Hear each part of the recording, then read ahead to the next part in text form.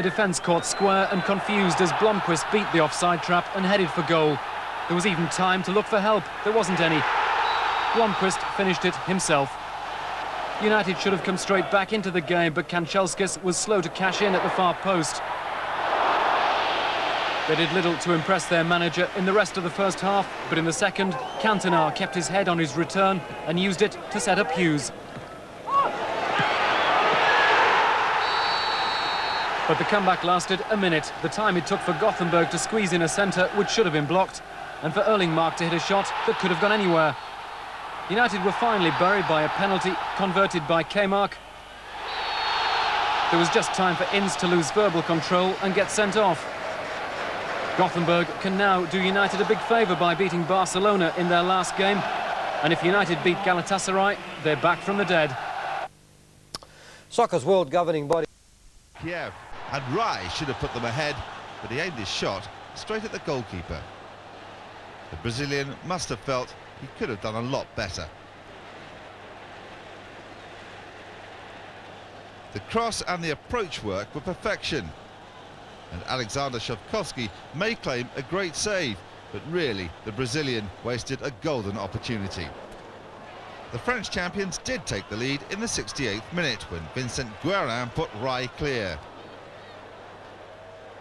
His lob hit the post, but George Weah was first to the rebound. It was the Liberian striker's third goal in the competition, and he and his teammates seemed more than a little happy about it.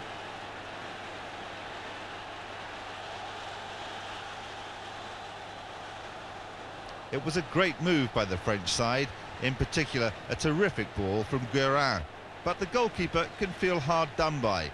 He did well to parry Rai's shot, but the woodwork set up Weah, and the visitors' frustration was plain to see. With the seconds ticking away, Saint-Germain had a wonderful opportunity to put the result beyond any doubt. A great through ball by Oumar Dieng put Weah away. He skillfully chipped the keeper, but was beaten for pace by Vladislav Vazchuk. So a far from convincing performance by Saint-Germain, but no other team can match their Champions League record so far, and in Weah they undoubtedly have one of the most dangerous strikers in Europe. Just a couple of attackers in the area and 4 or 5 defenders guarding Oliver Kahn in goal. Curled in, Kahn hasn't got it too far away, and it's down, and goodness me, it's crept in. 4 minutes gone. Tikhonov with that bouncing volley that deceived absolutely everybody, including the keeper Oliver Kahn, who I don't think will be very happy by the part he played in this opening goal. As it curls in,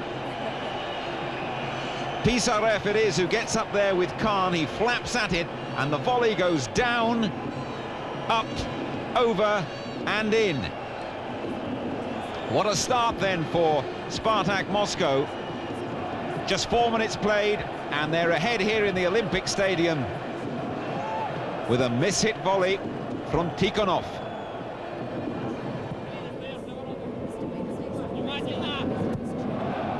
So pressing for an equaliser, and it's a terrific header. Zickler it was. It'll fall for Ziga, and that's just wide. Well, so near to an equaliser for Bayern Munich. And what a magnificent header on the far post from Alexander Zickler. The crossbar really clanged as Zickler got up so high above the goalkeeper. That's unfortunate for him.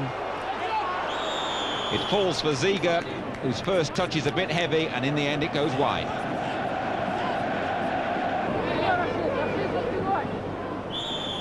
That's a bit of a generous decision, I think.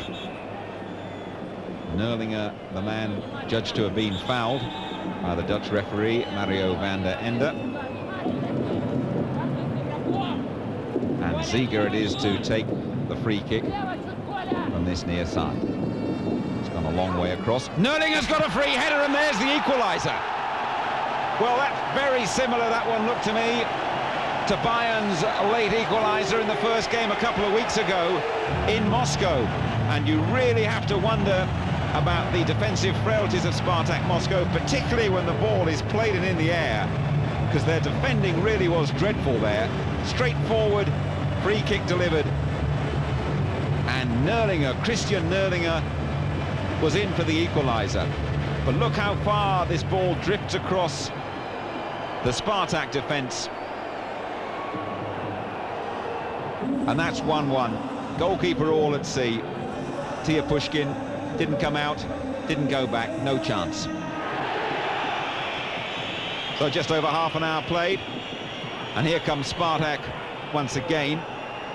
This is Ananichev. Still Ananichev, it's bobbling for him.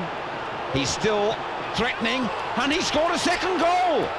Another one right against the run of play and right against the script as well. Trapattoni can't believe it.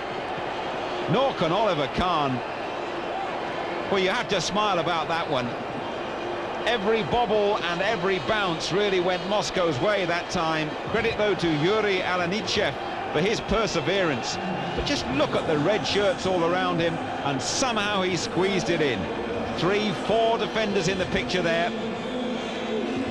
Little pull on the shirt, nothing was going to hold him back. Round another defender, and somehow past Oliver Kahn. Bayern Munich 1, Spartak Moscow 2.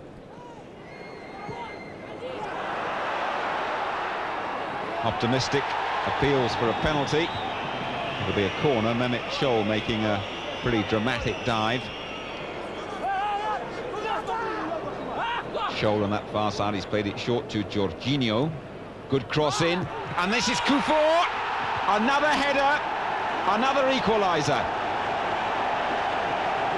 Play it in the air in front of that Spartak Moscow goal, and you've got every chance. 3 goals in just 7 minutes, and it's 2-2. And a lot of relief as well as celebration from the 25,000 fans in the Olympic Stadium. Again, Kufor's header was crisp. That's a beautifully curled ball in from the Brazilian Jorginho. But the marking was very, very thin.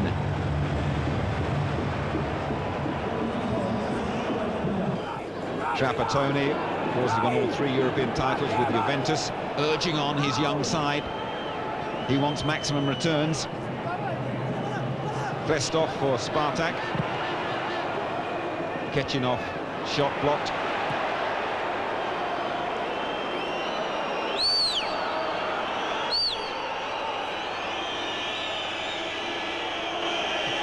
They played well here tonight, Spartak Moscow. They have surprised a few people.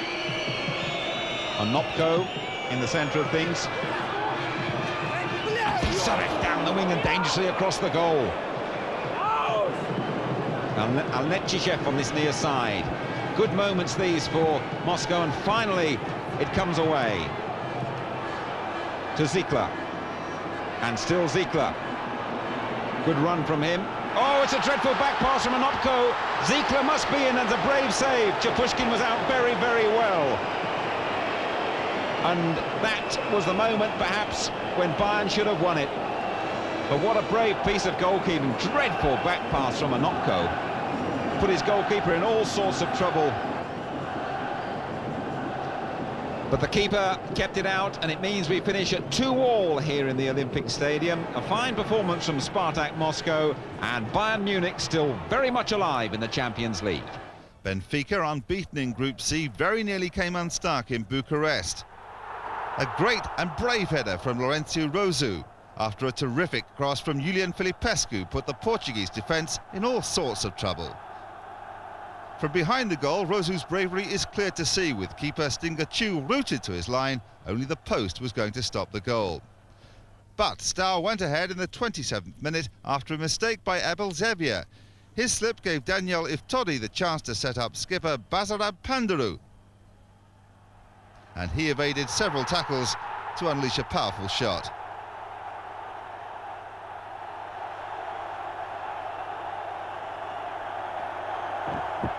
The replay shows the Romanian had some luck finding space for his shot, which slipped between the legs of Julian Filipescu, and keeper Michel Prudhomme was almost certainly unsighted. Even so, no doubting the power of the shot, and a just reward for Steaua's pressure. In the second half, Xavier helped make up for his mistake, finding Vitor Pereira, whose incisive through ball set up captain Antonio Veloso. His cross was inch perfect, and Cristobal Helder left completely unmarked to head into the corner of the net.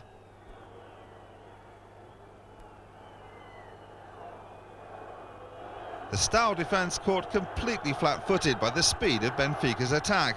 The cross could not have been more accurate, and although Helder had plenty of time, his aim was spot on. So Benfica's unbeaten run continues, and a place in the quarter-finals looks certain. Also in Group C, the Croatians Hajduk Split have 1 foot in the last 8. Hajduk beat Anderlecht in Split a couple of weeks ago. Their aim was always a draw in Brussels. Mind you, it looks as though they'd scored here. Ivica Mornar's crisp effort mysteriously disallowed. Has to be said, there were no complaints from the Hajduk Split players. The ball definitely didn't go out of play, but the referee had spotted another infringement. Anderlecht felt they had cause for complaint as well, when Danny Bonfin finds a bit of space down the near side and picks out the Croatian-born striker Josip Weber.